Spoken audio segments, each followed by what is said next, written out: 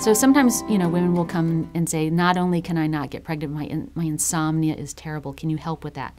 And the good thing is that nothing is separate in the Conceivable program. Every single symptom that a woman presents with gives us very precise information about what's going on in her body. So if she says she's not sleeping, we want to understand why. The Conceivable should be called the why program. We're always like drilling down, why?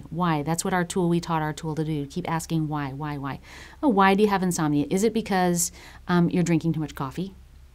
Is it because you're watching horror movies right before you go to bed? Is it because you're exhausted and your adrenal glands are producing too much adrenaline and you can't fall asleep?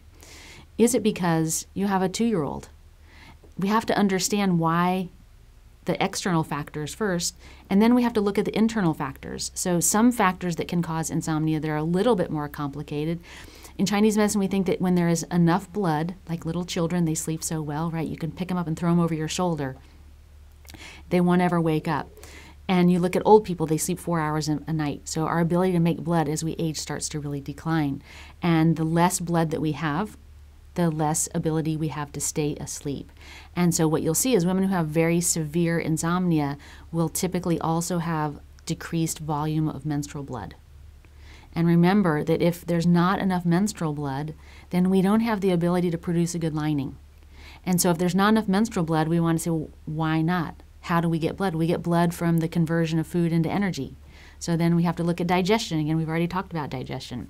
And so in order to treat her insomnia, we may have to treat digestion first to make more blood. Another thing that can cause insomnia is pathological heat, and that can be a very confusing thing because in Western thought we never talk about hot and cold, but in Chinese medicine is an important thing. So that would present with temperatures in the first part of the cycle being higher than 97.2. If a woman's temperatures are around 97.7, 97.8, 98, 98.2, she will most certainly have restless sleep in the night. She'll wake up around 2 or 3 o'clock. She'll be awake for a while. She'll toss and turn.